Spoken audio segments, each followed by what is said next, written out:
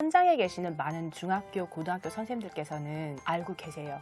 아이들이 읽기가 안 된다는 거. 수능 성적이 지금 9등급 체제인데 네. 2등급까지를 제외한 3등급 이하의 아이들이 성적이 나오지 않는 가장 주된 이유로 문법도 아니고 독해력도 아니고 문해력도 아닌 단어를 꼽아요. 학습을 할 때 100이란 결과를 내기 위해서 listening, speaking, reading, writing을 각각을 100씩 공부해야지만 100이 나오는 거예요. 왜냐하면 따로따로 공부를 해야 되니까. 소리를 모르니까 이런 곳은 피해주세요 라는 곳이 있어요. 네, 이것만 보면은 제대로 하는지 안 하는지 알 수 있는 그런 부분인가요? 그렇죠. 원어민 선생님의 수업이 안 맞는다는 결론으로 가게 될 것 같아요. 네, 원어민 선생님들은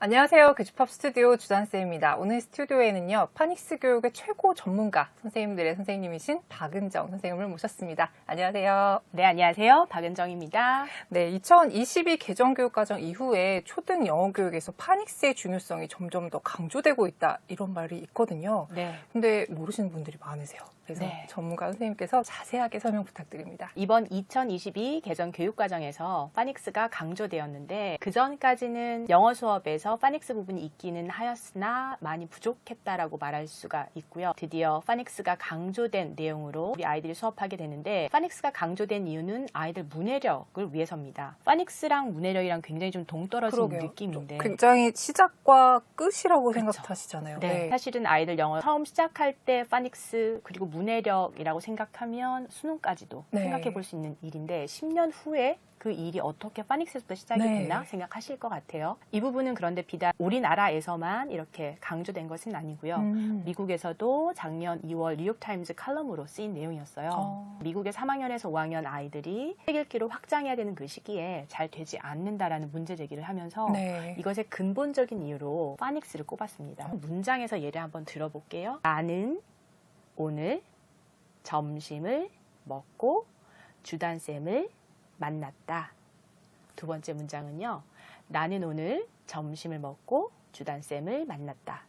세 번째는 나는 오늘 점심을 먹고 주단쌤을 만났다. 이 세 가지 문장 중에서 어느 문장이 가장 이해가 되시나요? 세 번째 문장인 것 같아요. 네, 맞아요. 처음에는 단어 끊어 읽었습니다. 그런데 뒤로 갈수록 의미 덩어리로 제가 읽었거든요. 네네. 의미 덩어리로 읽어야지 되고 글을 볼 때 우리가 속독이라고 말하는 이 부분이 왜 중요하냐면 끊어서 읽게 되면 아이가 그 연결이 고리가 지어지지 않으니까 이해가 떨어지게 돼요. 그래서 덩어리로 읽고 싶지만 이해가 안 되니까 덩어리가 안 되는 것이거든요. 네네. 그 처음에 시작이 바로 한 단어에서부터 시작이 되는 것이고 한 단어는 바로 파닉스에서부터 시작이 되기 때문에 이것이 한 문장 읽기, 한 단락 읽기, 그리고 문해력까지 영향을 미친다는 말이 맞습니다. 그러면 파닉스를 못 떼고 올라간 아이들도 분명히 있을 거잖아요. 네. 파닉스 별로 안 중요하고 지금도 뭐 엄마표나 아니면 일부 읽기로만 아이들 교육을 쭉 시키신 분들 중에는 그냥 파닉스 읽기로 다 해결되던데 이렇게 말씀하시는 분들도 많은데 그게 아니라는 거네요. 현장에 계시는 많은 중학교, 고등학교 선생님들께서는 알고 계세요. 아이들이 읽기가 안 된다는 거. 파닉스가 안 되어 있다는 거. 수능 성적이 지금 9등급 체제인데 네. 2등급까지를 제외한 3등급 이하의 아이들이 성적이 나오지 않는 가장 주된 이유로 문법도 아니고 독해력도 아니고 문해력도 아닌 단어를 꼽아요. 단어를 잘 읽지 못하고 잘 읽지 못하니까 외우기가 힘이 들고 그래서 성적이 나오지 않는다라고 얘기를 하거든요. 우리 어릴 때만 생각해보면 저희는 파닉스를 배운 세대가 아니잖아요. 네. 그래서 그냥 발음 기호만 보고서 읽었던 세대인데 그러다 보니까 새로운 단어들을 읽을 줄을 모르는 경우도 많았던 것 같고 소리를 모르니까 그냥 그 형체로 단어를 외웠던 기억들이 있거든요. 그래서 저희가 10년 이상 공부를 했음에도 불구하고 말을 못 말 한마디 못하고 들었을 때 그 소리가 이 소리인지 매칭이 안 되고 맞아요. 우린 눈으로만 공부를 하는 맞아요. 거예요. 그러니 오랜 시간 동안 공부를 해야 되니까 너무너무 힘든 거예요. 언어라는 것이 소리와 문자, 말과 글이거든요. 두 발로 걸어가면 될 일을 우리는 소리를 하지 않았기 때문에 글만 가야 되니까 눈으로만 했기 때문에 더 힘들었던 거고 그 시간이 오래 걸렸던 거고. 말씀하신 대로 오랫동안 영어를 배웠는데도 지금 말 한마디 못하는 우리 부모 세대가 봤을 때 파닉스는 필수네요. 네, 필수입니다. 미국의 공교육 안에서도 할아버지 할머니 세대 안에서도 파닉스를 그 당시엔 하지 않았어요. 아마 네. 이 부분 때문에 우리나라에서 파닉스를 해야 되나 말아야 되나 엄마표에서 하지 않아도 된다는 말이 있었던 이유도 2007년까지는 소위 읽기 전쟁이라는 이 부분이 200년 동안 지속이 됐었어요. 네. 미국 안에서도. 네네. 그래서 찬성론자와 반대론자가 있으면 찬성하는 사람들은 어차피 파닉스라는 것이 70%밖에 적용이 되지 않고 영어라는 글자가 원체 많은 언어들로 섞여 있기 때문에 70%밖에 적용이 되지 않는 이 글을 그렇게 규칙을 알아서 외워서 적용을 시켜야 되냐? 아니다. 어차피 책을 많이 읽어야 되는 것이기 때문에 그렇게 할 필요가 없다라고 말하는 주장들이 있어. 그래서 통글자 읽히기. 네. 근데 반대론자들은 세월이 흐르면서 맞벌이도 많이 늘어나고 책 읽기가 예전만큼 그렇게 많이 되지도 않고 그리고 아이들이 글자 떼지 못하고 고등학교를 졸업하는 사례들이 굉장히 많기 때문에 아니다. 파닉스를 해야 된다라는 찬반이 정말 팽팽하다가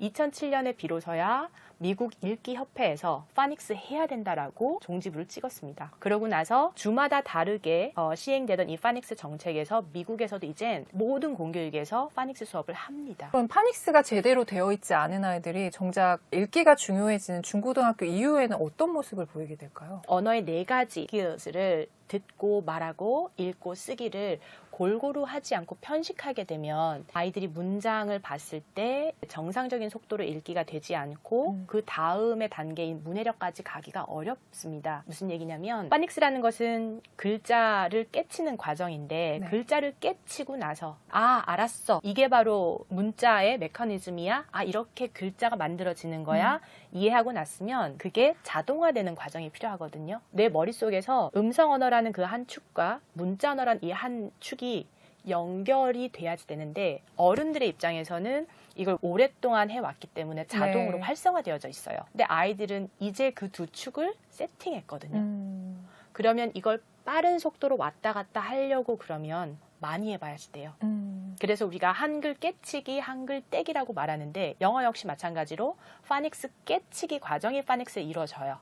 그러고 난 다음에 초등 저학년에서 우리가 파닉스 깨치기를 했으면 이후에 파닉스 떼기를 해야지 되는데 파닉스 떼기를 해야지만 아이들이 글자가 주는 그 표면적인 것 외에 그 이면의 것까지 이해할 수 있게 됩니다. 다시 말하면 아이들이 책을 읽을 때 낭독을 하라 그러는데 이번 개정안에서도 낭독의 중요성을 얘기를 하거든요. 그러니까 파닉스가 중요하고 그 파닉스를 다루기 위해서 낭독이 되어야지 된다. 그래서 소리와 철자가 연결되는 것을 아이가 직접 소리를 뱉어봄으로써 메타인지가 돼요. 그러니까 소리를 뱉어본다는 것은 예를 들어 데스크란 단어를 가지고 이 글자를 보고 리딩을 하고 네. 소리 뱉어서 읽어내고 스피킹을 하고 그 소리를 내가 들을 수 있거든요. 그럼 리스닝이 되는 이게 네. 통합적으로 이루어져야지 되는 거죠. 3가지가 되면 라이딩은 따라오는 겁니다.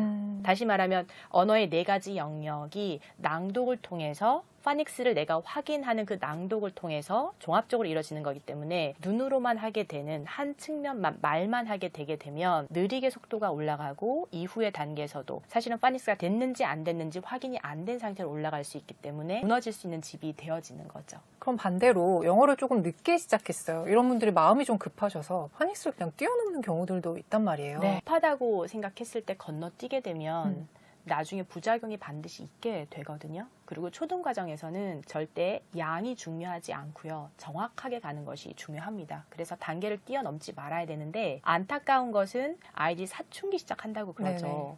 그러면 따라하지 않으려고 해요. 그러고 자기가 다른 친구들과 비교가 되기 시작하면서 다른 친구들은 글밥 많은 거 어려운 거 하는 것 같아 보이는데 나는 기본적인 글자 이렇게 몇 개 읽어야 되는 거 해야 된다고 생각하면 자존심 상해서 하지 그렇죠. 않으려 하거든요. 맞아요. 그때는 우리가 공부했던 것처럼 그냥 발음 기호로 해서 빨리 아이의 실력을 만들어주는 것이 중요할 것 같습니다. 그러고 나면 아이가 마음의 문을 열고 아 이거 발음해야 되겠는데 아니면 이 부분도 좀 해야 되겠는데 라고 아이가 움직여줄 때 음성 언어 파트도 같이 가면 좋을 것 같아서 몇 학년 때 파닉스를 하냐에 따라서 학습법이 달라질 수 있을 것 같아요. 네, 그럼 방금 예를 들어주신 건 한 5학년 정도 맞습니다. 늦게 시작했을 네. 때 4학년까지는 따라하는 걸 주저하지 않고 받아들인다. 그럼 너무 다행이고요. 그런데 그렇지 않고 아이가 완강하게 버티잖아요. 그러면 너무 욕심내지 마시고 그냥 발음 기호로 해서 글자 깨치기부터 해서 올라가시면 좋을 것 같습니다. 파닉스에 대해서 가장 많이 물어보시는 질문이 방금 선생님 시계에 대해서 말씀해 주셨던 것처럼 언제 시작해야 되냐, 얼마나 해야 되냐 이런 질문들을 제일 많이들 하시는 것 같아요. 5학년 때 늦어도 할 수 있다고 하셨지만 그래도 적기라는 게 있을 것 같거든요. 언제가 적기인가요? 적기라는 것은 아이들마다 다를 것 같아요. 저는 항상 파닉스 적기가 언제예요? 라고 여쭤보시면 세 가지를 말씀을 드려요. 하나는 시간의 기회비용이에요. 네. 영어를 시작했다라는 것은 매일 또는 이틀에 한 번씩 어떤 일정 기간 꾸준하게 시간을 내야 되거든요. 그리고 두 번째는 어느 정도 마스터 될 때까지 시간이 걸리기 때문에 경제적인 부분을 생각해 보시면 좋을 것 같습니다. 마지막으로 가장 중요한 것인데요. 내 아이의 상태예요. 아이마다 정도의 차이는 있는데 만 7세 즈음, 그러니까 좀 빠르면 6세, 5세 아니면 나중에 7세, 8세 정도 해서 아이들마다 보내는 신호가 다르긴 하지만 그 즈음에서 아이들이 문자 언어에 호기심을 보여요. 그러면 그때 시작하는 것이 가장 좋습니다. 문자 언어에 호기심을 보이지 않는다라는 것은 뇌에서 도저히 받아들일 어떠한 준비도 되지 않았기 때문에 넣어봤자 남아있는 것이 정말 1도 없습니다. 단기 특강으로 파닉스를 좀 끝내야겠다라는 이번 겨울방학에 네. 계획을 세우고 계신 분들이 분명히 있으세요. 네. 그러면 이분들한테 이 정도는 기대하셔도 돼요. 뭐 이 정도까지 기대하시면 그건 욕심입니다. 뭐 이런 말씀을 좀 해주시면 좋을 것 같아요. 네. 파닉스를 단기간 특강으로 진행한다라는 것은 어떤 한 부분만 탁 집어서 그걸 학습을 한다라는 얘기가 될 것 같아요. 근데 근본적으로 언어라는 것은 소리 언어와 문자 언어의 축이 세워져야 되고 소리 언어의 듣기와 말하기 파트 그리고 문자 언어의 읽기와 쓰기 파트 이 네 가지가 골고루 편식 없이 이루어져야지만 그 언어가 올바르게 성장할 수 있는데 가령 발음 기호를 가지고 우리가 배웠던 대로 2달이나 1달 만에 그걸 끝내게 되면 소리 언어 파트가 없게 되잖아요. 네네. 그러면 아이들은 학습을 할 때 100이란 결과를 내기 위해서 listening, speaking, reading, writing을 각각을 100씩 공부해야지만 100이 나오는 거예요. 왜냐하면 따로따로 공부를 해야 되니까. 소리를 모르니까 그 소리를 다시 공부하고 읽을 때도 그 소리와 분리돼서 스펠링으로 보거나 상형 문자 보듯이 아이들이 글자를 바라보기도 하거든요. 그런데 이 언어라는 것은 4개가 골고루 유기적으로 도는 거기 때문에 제대로 기초를 다지고 올라갔다면 25, 25, 25, 25씩 해서 100을 만들 수가 있거든요. 늦다고 생각할 때 정도를 가는 것이 맞는 것 같습니다. 자, 이렇게 말씀을 들으니까 파닉스 정말 중요하겠다 이런 생각이 드는데 또 누가 가르치느냐에 따라서 결과도 좀 달라질 것 같다는 생각이 들어요. 네. 집에서 그냥 가르쳐도 괜찮을까 좀 걱정이 드실 수도 있을 것 같은데 집에서 완전 불가능한 건 아니죠. 가능합니다. 그리고 소리 언어 파트는 집에서 해주시면 너무 좋습니다. 음성 언어 파트는 아이들이 10살 이전에 스펀지처럼 모든 걸 다 빨아당기는 시기라서 잘 환경만 만들어주시면 엄마표 영어에서 가능하다고 말하는 지점도 이 부분인 거거든요. 네. 그래서 영상물을 잘 활용하시면 좋을 것 같고 저 역시 엄마가 많이 말해주고 책을 읽어주고 해주면 가장 좋긴 하겠지만 너무 힘든 지점이 있고 그죠. 계속 말은 할 수가 없으니까 영상물 활용을 했었는데요. 우리 아이는 BBC 방송국의 알파 블록스를 제일 좋아했었어요. 저도 너무 좋아해서 같이 보면서 깔깔거리면서 웃었는데 그런 좋은 영상물들이 너무나 많이 있고요. 그리고 미국 공교육에서 수업 중에서도 많이 활용하는 영상물인데요. 잭 허프만의 알파벳송이나 넘버송이나 굉장히 많습니다. 그러니까 정통적인 그런 파닉스나 이런 여러 가지 영어와 관련된 생활 표현들이 아니고 기타를 치면서 노래를 불러요. 애들이 너무 재밌어서 따라하고 저희 아이는 지금 초등학교 5학년인데도 가끔 그 영상물을 자기가 틀어서 따라 부르면서 율동을 하는데 초등학교 저학년 때 그러니까 유치원 단계 때 아이들은 그냥 영상물을 보는 것보다 같이 율동하고 노래 따라 부르고 그러면 너무 좋거든요. 그래서 미국 초등학교에서도 이 부분을 많이 활용하면서 수업했던 자료입니다. 사교육을 보내야 되는 부모님들도 있으시잖아요. 사교육을 선택할 때 주의할 점? 뭐 이런 게 있을까요? 많이 발화하는 수업이지만 생각하며 그걸 읽어내는 수업을 찾으셨으면 좋겠고요. 그리고 두 번째는 파닉스 규칙을 배웠으면 다 읽어야지 됩니다. 나중에 읽을 거예요. 지금은 안 되지만 좀 더 시간이 지나면 돼요 라는 건 없습니다. 그렇게 말하는 곳은 일단 잘못된 곳이네요. 배운 즉시 읽을 수 있어야지 되는데 앞에서 단어 읽기의 메커니즘을 이해했다면 파닉스 배운 규칙을 적용시켜서 읽기가 가능한 부분이거든요. 그러면서 아이들은 내가 글자를 읽었네 라고 자기가 놀래요. 네네. 놀래면서 더 적용해보고 싶어 하죠. 그러면서 더 많이 그걸 자기가 찾아내고 읽어보고 하는 과정에서 자신감이 엄청 커져요. 그럼 영어가 재미있고 영어 별거 아닌데 그런 자신감이 쌓이게 되고 파닉스 부분에서 이 태도를 만들어주면 뒤에서부터 이어지는 영어 수업들은 아이들이 힘들이지 않고 할만해 라는 생각을 할 것 같습니다. 그래서 아이들이 파닉스 규칙을 배우자마자 그걸 적용해서 읽어낼 수 있도록 수업하는 곳이면 좋겠고요. 그리고 이런 곳은 피해주세요 라는 곳이 있어요. 정말 중요하죠, 이거. 네. 네, 이것만 보면은 제대로 하는지 안 하는지 알 수 있는 그런 부분인가요? 그렇죠. 어떤 것이냐면 영어 수업을 할 때 하고 수업하는 곳 있죠. 그렇게 하지 않나요, 보통?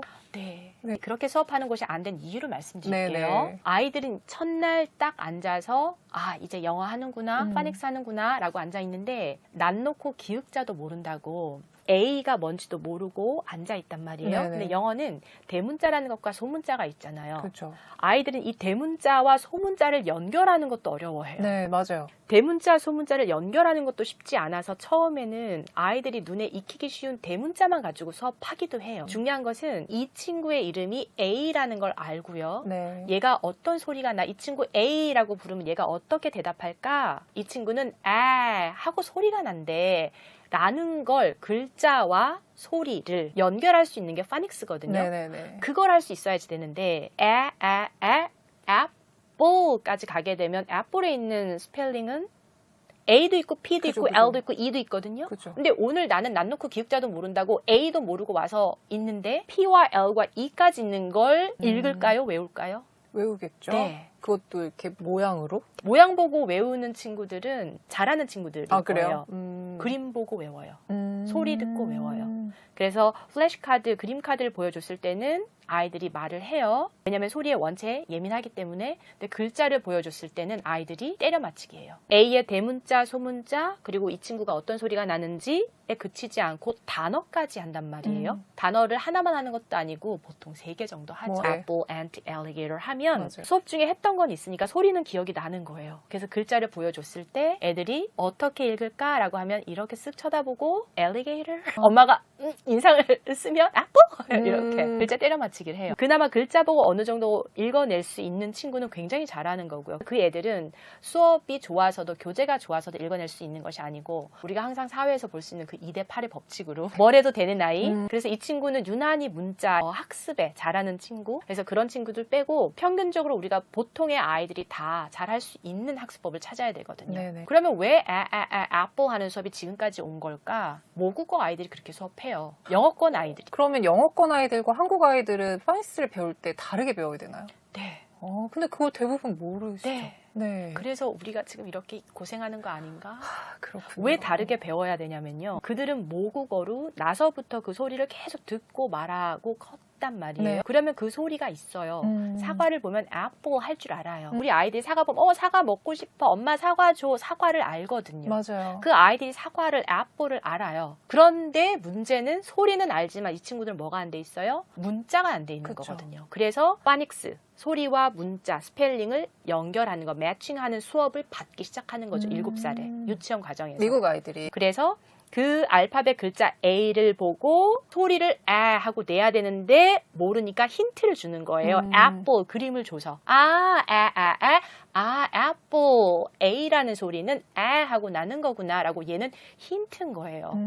이미 자기 안에 있는 걸. 그런데 우리 아이들은 없죠. 네. 2중고, 3중고인 거예요. 아이고. 대문자 A도 알아야 되고 소문자 A도 알아야 되고 이 글자가 평상시에 많이 노출된 것도 아니라서 이것도 학습하고 얘가 라는 소리도 처음 들어봤는데 이것도 소리 뱉어봐야지 되고 근데 apple를 주면서 apple을 읽으려는 거예요. 여러 허들이 있는 거죠. 그러면 이 얘기는 자연스럽게 가르치는 분도 미국식으로 이제 설명하는 분 혹은 원어민 선생님의 수업이 안 맞는다는 결론으로 가게 될 것 같아요. 원어민 선생님들은 우리 아이들이 아무것도 모르고 앉아있는 상태에서 A를 써주고 애를 많이 발화시킬 수 있도록 잡아주시면 되는데 이제 영어를 시작하는 아이들은 보통 저학년 아이들이란 말이에요. 그쵸. 그러면 공부라는 것은 우리가 늘 하는 얘기지만 공부가 바로 들어갈 수 없고 아이들이 태도나 그리고 환경이 습관이 만들어져 있어야지 되거든요. 근데 원어민 선생님들은 아이들에게 바로 앉아야지 발표해볼까? 더 크게 말해볼까? 화장실 가고 싶어? 내지는 갑자기 어떤 돌발 상태가 발생했을 때 해결할 수 있는 지점이 없거든요. 의사소통이 되지 않잖아요. 그렇죠. 그래서 학교에서는 원어민 선생님이 수업할 때 한국인 선생님이 같이 진행을 하게 되는데 기관에서 수업을 할 때는 그렇지 않은 경우가 많기 때문에 의사소통의 문제나 그리고 원어민 선생님들이 이미 발음이 되어진 상태로 아이들에게 수업하기 때문에 왜 이 친구들이 발음이 안 되지? 한국어와 영어는 호흡법 자체도 다르거든요. 네. 호흡법부터 복식 호흡으로 배에 힘주고 소리하는 것부터 잡아주고 입술과 혀의 위치를 100개 이상의 근육을 풀어야지만 영어 소리 나는 걸 설명을 못 해줘요. 그래서 원어민 선생님이 수업하시기보다는 교포 선생님들도 이렇게 이중 언어를 하시면서 잘 설명하시기도 하는데 실제로 수업 현장에서 가장 좋은 결과를 냈던 부분은 한국인 선생님이었어요. 왜냐하면 왜 발음이 안 되는지 그리고 사실은 아이들에게 그런 테크닉적인 부분들은 이미지나 여러 가지로 보여줄 수 있기 때문에 선생님이 해주는 거는 판소리의 고수가 네네. 해주듯이 누구 너무 잘해 너무 잘했다 주단이 맞아 더 크게 해볼까 그렇지 아이들은 그렇게 칭찬을 들으면 힘든 줄 모르고 하거든요. 그 부분이 더 중요할 것 같습니다. 우리나라에서 영어를 학습한다는 것은 모국어로 받아들이는 것이 아니고 외국어로 할 수밖에 없는 상황이거든요. 네. 국어에서 받아들이는 그 영어는 아이들이 습득을 하는 거죠. 그러니까 나서부터 소리를 듣고 말을 뱉고 그 글자들이 많이 노출되어 있는 상태고요. 그래서 많이 해봄으로써 유창하게 함으로써 정확성을 잡아내요.